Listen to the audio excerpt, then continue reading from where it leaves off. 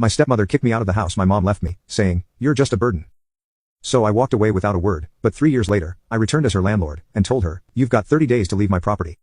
Let me tell you how Betty turned my father's house into her personal Disney castle, and I was the unwanted Cinderella she'd been plotting to banish since day one. Betty Martinez had this incredible talent for making my life miserable, while maintaining her perfect stepmother facade. She'd accidentally knock my dinner onto the kitchen floor, claiming she didn't see me there. She'd dump her coffee grounds and banana peels directly into my bedroom trash can, saying she was just trying to help with chores. The worst incident was when she replaced my head and shoulders shampoo with actual superglue.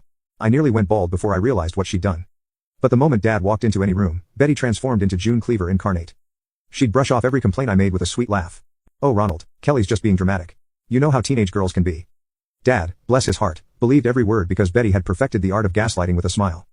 She'd bake his favorite chocolate chip cookies while I was at school, leaving me none, then tell him I'd eaten them all when he asked. She'd volunteer to do my laundry, then shrink my favorite sweaters and blame the washing machine. Every cruel act was disguised as an accident or my own fault. And Dad never saw through her performance. The manipulation was so subtle, so perfectly executed that I started questioning my own sanity. Was I really being too sensitive? Was Betty actually trying to help and I was just ungrateful? Looking back, I realized she was a master manipulator, who knew exactly how to isolate me from my father's affections, while positioning herself as the victim of my teenage rebellion. But Betty made one critical mistake. She underestimated how much my father actually loved me, and how well he knew her true nature. That mistake would cost her everything. The mask started slipping the moment Dad got his diagnosis: stage 3 pancreatic cancer. Betty saw opportunity where I saw tragedy, and she moved fast to separate us when we needed each other most. First, she convinced Dad to skip my graduation from Lincoln High School. "Ronald, honey, all that excitement and emotion might be too much stress for your heart," she cooed, rubbing his shoulders while I stood there in my cap and gown. "Dr. Harrison specifically said you need to avoid overwhelming situations." That same weekend, while I walked across the stage alone, Betty posted Instagram photos from their romantic getaway to Napa Valley, complete with heart emojis and true blessed life hashtags. When my acceptance letter arrived from Northwestern University, with a partial academic scholarship, I was over the moon. I'd worked my butt off for 4 years to make this happen. But Betty saw dollar signs, not dreams. She sat Dad down for one of her concerned family meetings about our finances. "Ronald, sweetheart, I've been going over our budget, and with these medical bills piling up, I just don't see how we can afford Kelly's college expenses," she said, spreading bank statements across the kitchen table, like a prosecutor presenting evidence. "Maybe she should consider community college for the first 2 years. It's the responsible thing to do." Dad looked exhausted and defeated, nodding along as Betty painted this picture of financial ruin. What she didn't mention was the 2 brand new Coach purses sitting in her closet, $800 each, that she'd bought that same week. Or the weekly spa appointments she'd scheduled for stress management. Apparently, my education was a luxury we couldn't afford, but her designer therapy was essential. I watched my dreams crumble, while Betty played the role of the practical, caring stepmother, who was just looking out for our family's best interests. The woman who'd never worked a day since marrying my father, was suddenly our financial advisor. And Dad was too sick and tired to see through her lies. But the real cruelty was still coming, and it would make everything else look like child's play.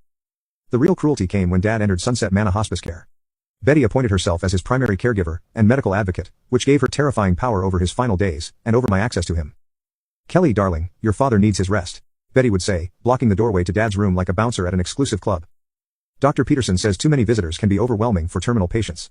I think 15 minutes every other day is plenty, don't you?" Meanwhile, she'd spend entire afternoons camped out in his room, sometimes bringing her book club friends to chat loudly in the hallway about their latest romance novel. During my brief supervised visits, I'd find Dad barely conscious but still trying to squeeze my hand. Betty would hover nearby, checking her Apple Watch and tapping her foot impatiently. "Time's up, sweetheart. He needs to save his energy for physical therapy." Physical therapy for a man who could barely lift his head. The lies were becoming more obvious, but the staff believed her because she was listed as his medical proxy. The worst part was catching her in Dad's room, with a stack of legal documents spread across his bedside table. She'd lean over his bed, guiding his shaking hand to sign paper after paper, while he drifted in and out of consciousness. When I asked what she was having him sign, Betty's perfect smile never wavered. "Oh, sweetheart, these are just boring grown-up things like medical directives and insurance forms," she said, quickly shuffling the papers into her designer tote bag.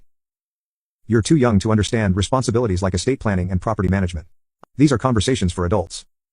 I tried staying overnight once, sleeping in the uncomfortable visitor's chair just to be near Dad. At 2 a.m., Betty burst in with 2 security guards, claiming I was disturbing other patients by making noise. I'd been sitting silently holding Dad's hand while he slept. But Betty was convincing, and I was escorted out like a troublemaker. She was systematically cutting me off from my dying father, and there wasn't a damn thing I could do about it. Or so I thought. The morning after Dad's funeral, while I was still wearing my black dress from the service, and hadn't even finished my coffee, Betty waltzed into the kitchen like she just won the lottery. She was jangling the house keys like a jailer, and her grief performance from yesterday had completely vanished. "Kelly, sweetie, we need to have a little chat about your living situation," she announced, settling into Dad's favorite chair at the breakfast table, Mom's antique oak table that had been in our family for 3 generations. This house belongs to me now, and honestly, I think it's time you spread your wings and found your own place. She slid a formal eviction notice across the table, already filled out in her perfect cursive handwriting, and dated the day after the funeral. She'd prepared this before Dad was even in the ground. I'm giving you 30 days, which is more generous than I need to be, Betty continued, examining her manicured nails like we were discussing the weather.